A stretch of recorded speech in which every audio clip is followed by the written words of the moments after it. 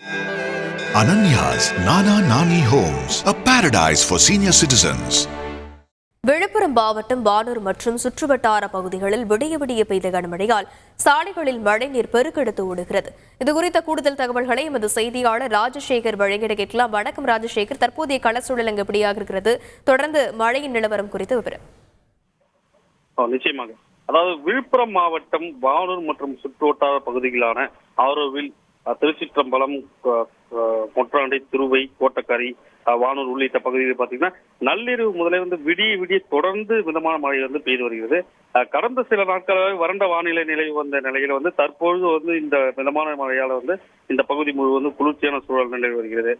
மேலும் பார்த்தீங்கன்னா இந்த இரவு முதல் பெய்த கனமழையால சாலைகளில் மழைநீரானது பெருக்கெடுத்து ஓடுகிறது.